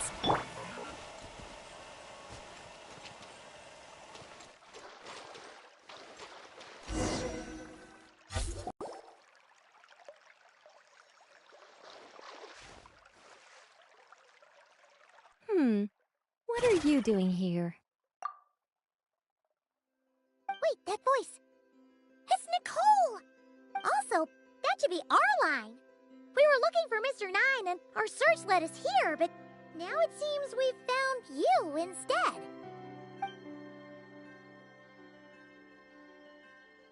Ah, I see. Well, Mr. Nine is right here. Hello. What bizarre demarung is this? Never in 1,000 sunsets have I heard of such a thing. In truth, I too aspire to be an author. But I'm also partial to direct communication. Talking is rather inconvenient by comparison. And as I'm sure you can understand, writing things down is even more tedious. I thought perhaps if I found someone with whom I could share my ideas, it might give me the same release as writing. But then those stories would never see the light of day, which would be a shame. So, I tracked down an old Sealy friend of mine and told her all the stories I was imagining. Then, I sent her to find people with similar aspirations to write them in my stead. We even came up with several character traits to lend a certain authenticity to Mr. Nine. A receding hairline was one of them, I think. Yep, I'm the one she roped into all this.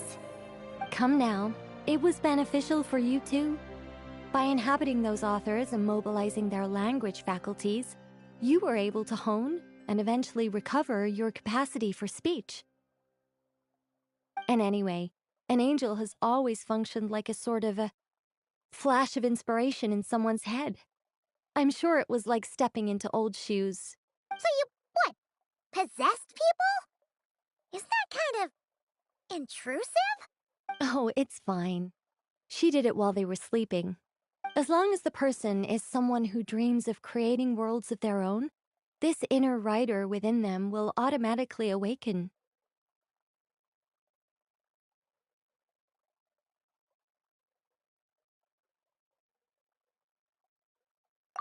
Wait, but what about the letter and the strange intuitions Oz has been having?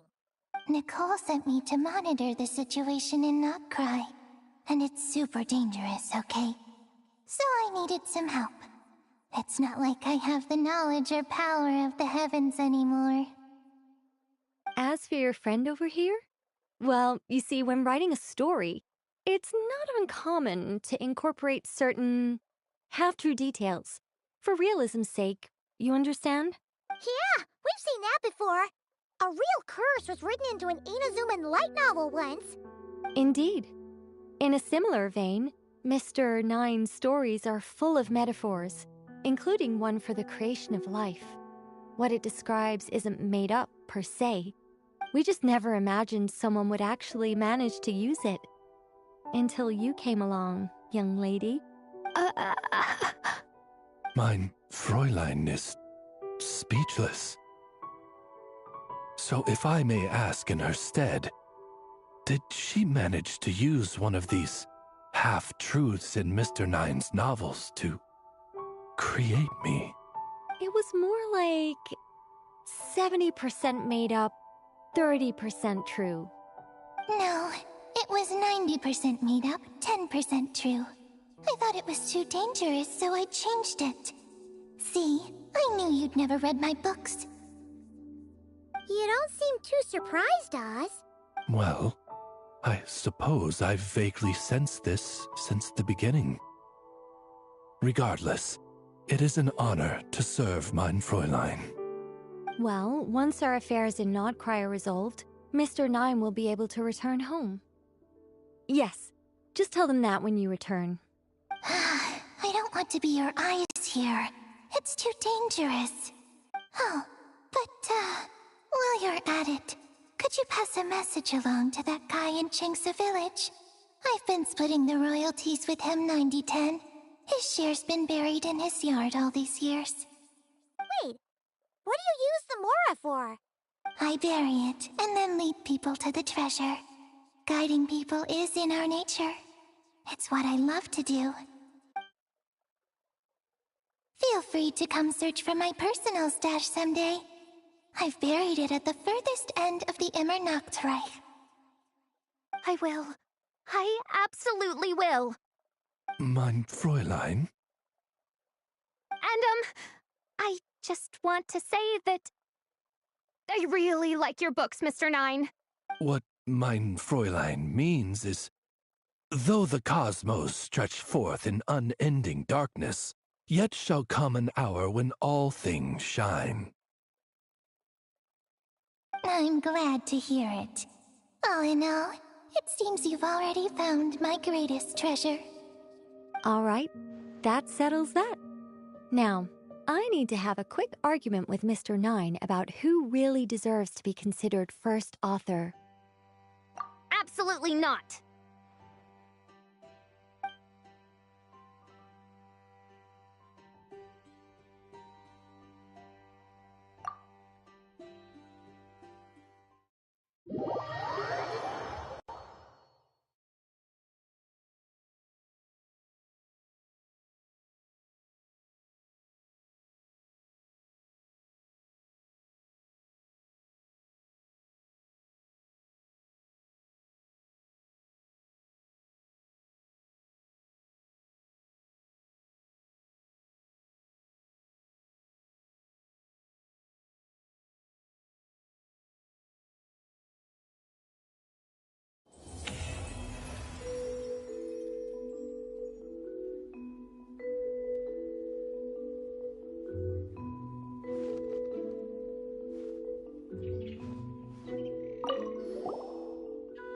that's right. Just channel Mr. Nine. How would he write this particular essay? Hey, Chang the Ninth! We have something for you! Oh? What is... what? Where did all this Mora come from? About that. So, the thing is... Right. Mr. Nine really admires your work, so he decided to fund your writing career. Wait, what? So, channeling Mr. Nine actually worked. I can't believe it.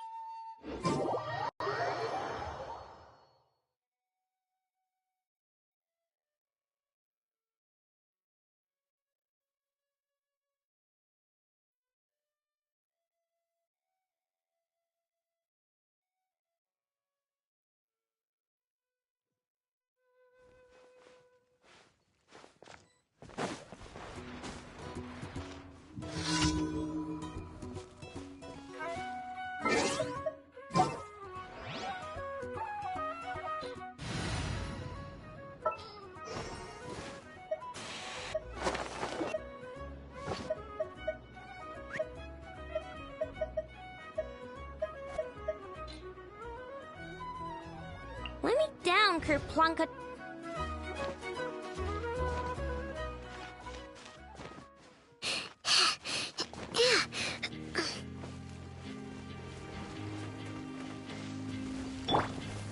Defensive mode engaged. Preparing for dust up. Kerplunk!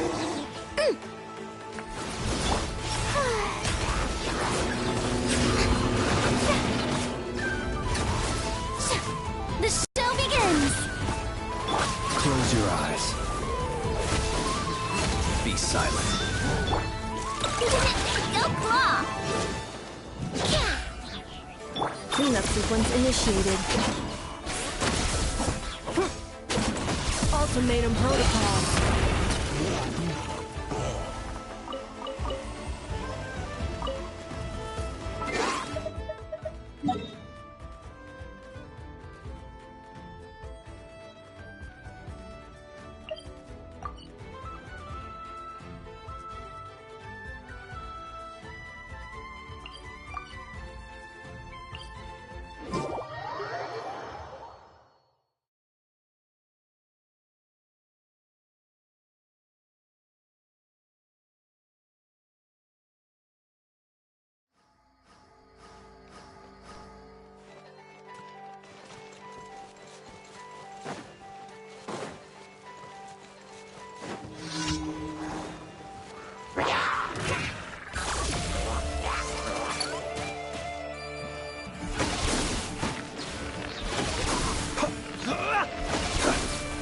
Be silent. Do you fear? How brilliant!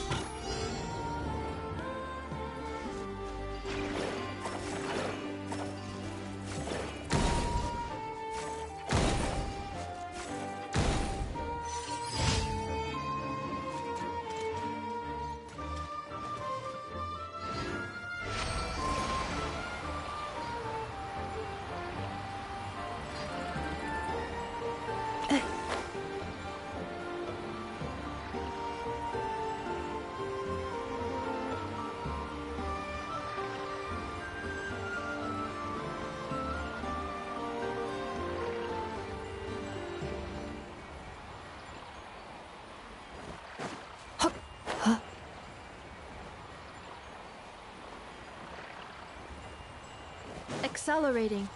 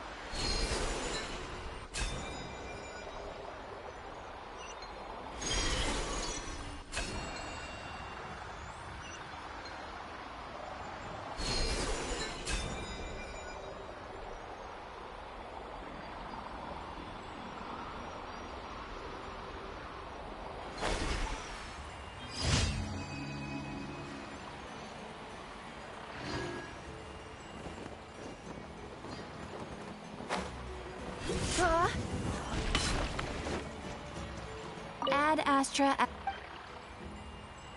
Thank you for completing. Ad Astra.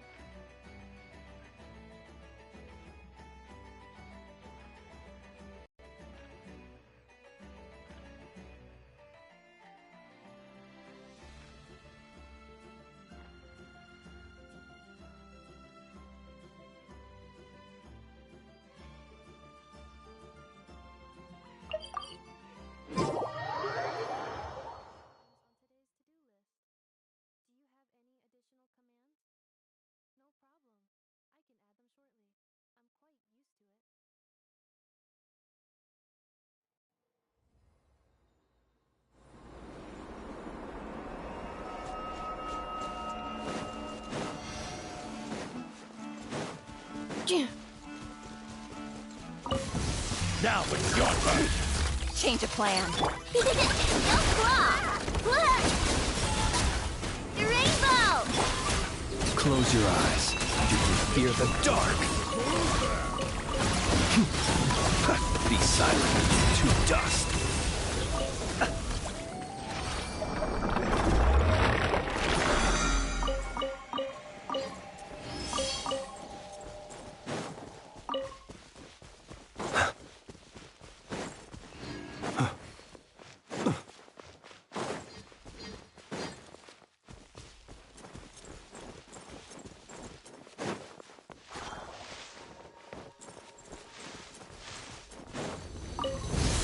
Make sure short work of you. Observe. Close your eyes. Rush attack! Crush! Defensive mode engaged. Annihilation mode. Yeah.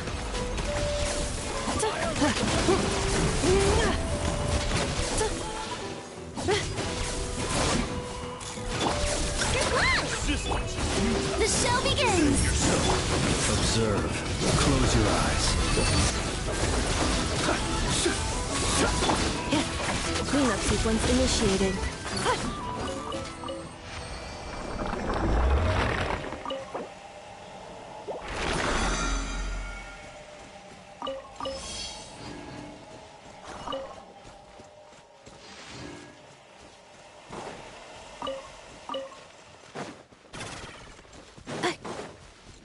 Use of force authorized.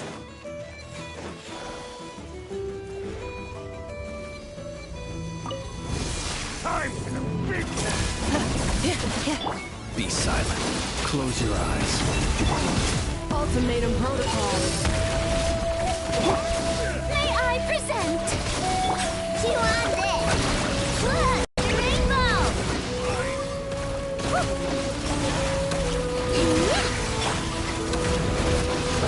To dust.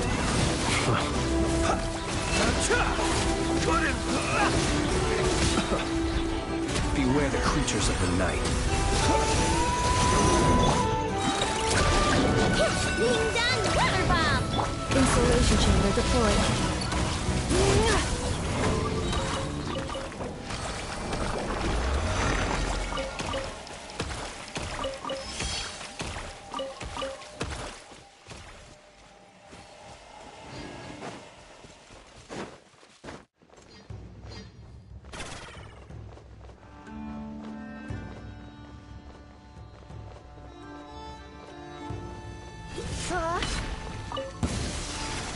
Preparing for dust summoning. Be silent. Night falls.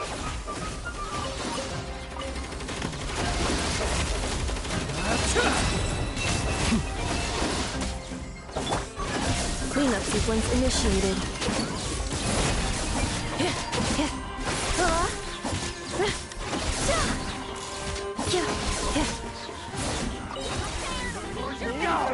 Annihilation mode. Close your eyes. Observe. To dust. Oh, brilliant! Rush attack!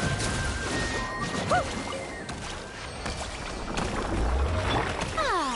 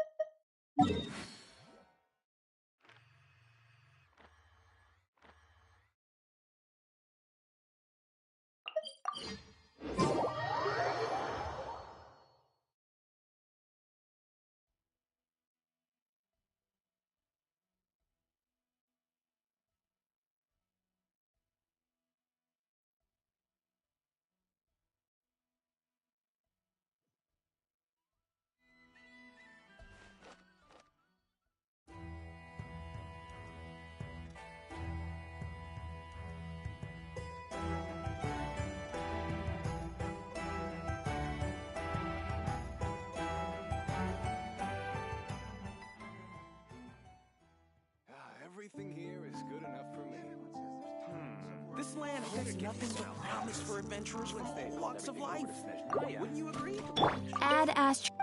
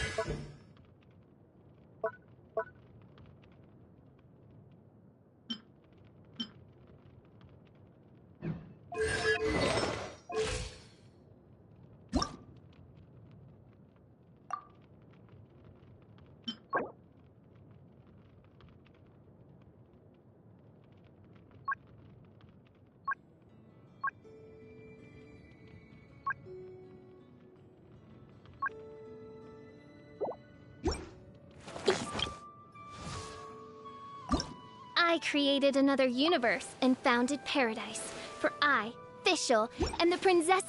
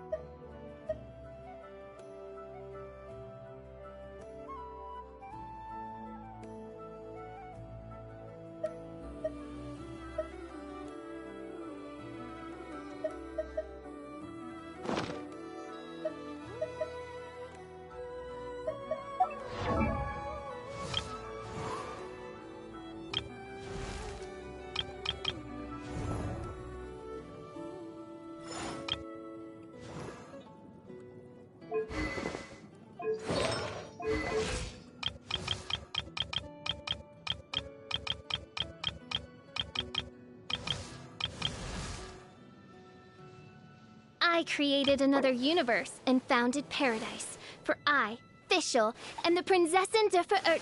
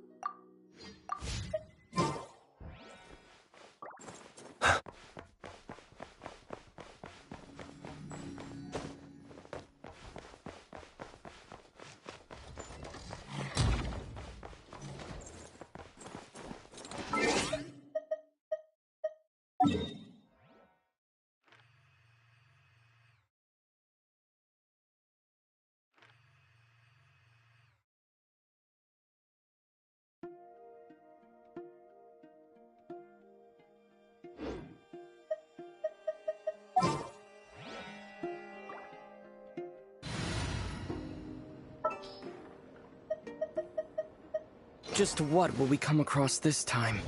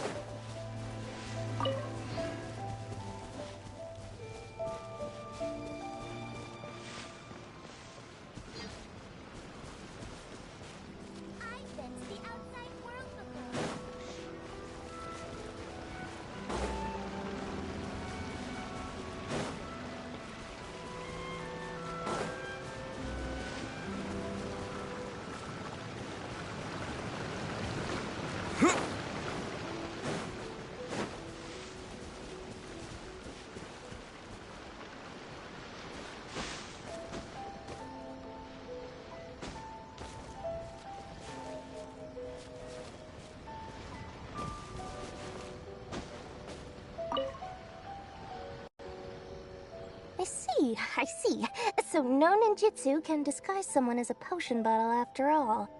But think about it. A human-sized bottle. Now wouldn't that be an eye-catching sight? Really? But making a ninja gadget like that would take forever. And it'd be a real pain, too.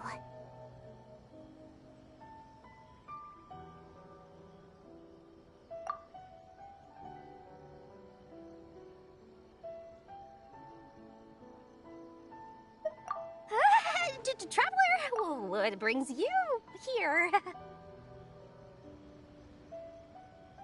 I ran into Dory while I was shopping, and she dragged me into helping film an advertisement. She talked so fast, I couldn't even get a word in, and bought me lots of snacks and drinks, so I've been listening to her talk this whole time. This little potion is nothing less than the newest, most valuable treasure in Lord Sangama Bay's portfolio. Behold, feast your eyes on the ultra-amazing miracle tonic, guaranteed to make you taller with zero effort. Come on, customers these days don't have the patience for in-depth pamphlets or detailed explanations. So, I just crammed everything they need to know about the potion and its effects into the name. It's a bit long, sure, but it gets the point across loud and clear.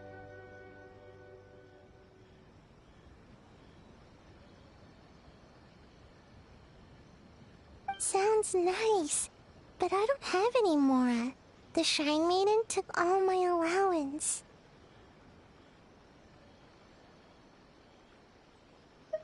No, not at all. It's just for safekeeping. If I need money, I can ask her for it. I've never really understood budgeting and always spent too fast. So, by the end of the month, I never had anything left. Once the Shrine Maiden found out, she insisted on helping me do, an audit. Then she sat me down and went through my expenses all night long. Turns out, I keep buying random stuff, none of which I can actually use. My house is stuffed full of unopened Komaniya Express packages. She helped me go through them and discovered 5 different types of height-boosting medicines, 6 kinds of nutritional supplements, and a whole bunch of different shoes and insoles. So she said that starting this month, she'll manage my stipend. If I want to buy something, I have to ask her first. No more impulse buying. So, Miss Ninja, hypothetically, and I do mean hypothetically, if you were to tell that kind Shrine Maiden you wish to purchase my potion...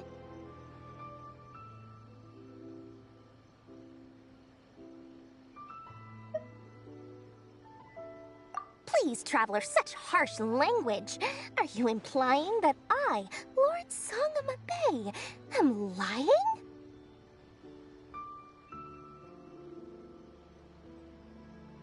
But of course, in matters of business, would I ever? Traveler, how could you? Is that really how you see me? You know that I'm neither the largest nor fastest of felines.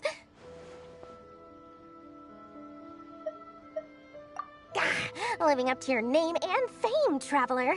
To be so well versed in such knowledge, you are well traveled indeed.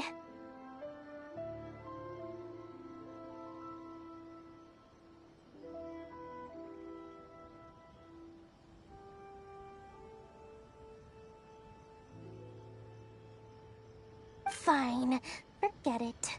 Miss Ninja, since the Traveler is your friend, allow me to make you a special offer.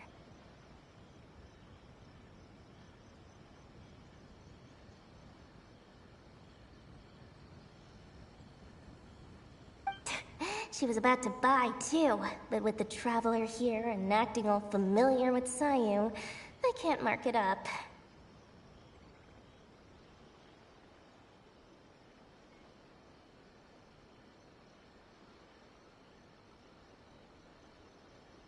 As long as you're willing to help me make the ad, this potion is on the house. Yes, that's the ticket. Short-term loss, long-term profit. Once sales take off, I'll earn every mora back 12 times over. During the production of the advertisement, all potions you consume shall be free of charge. And that's not all. Traveler, here, take this bottle. A free sample. Really? But with my height, can we really film an ad? Not to worry. When it comes to making an ad, height simply isn't a problem. All you need to do is use your ninjutsu and poof, turn yourself into a potion bottle, and then burst open with another big poof.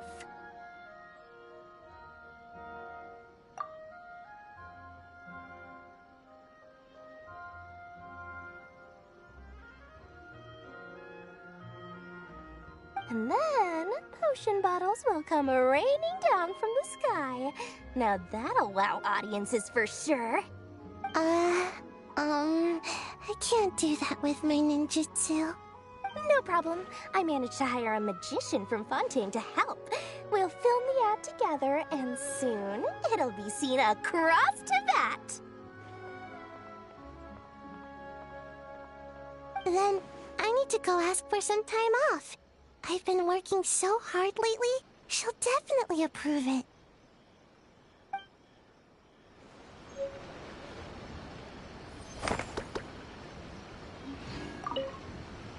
Then, I need to go ask for some time off.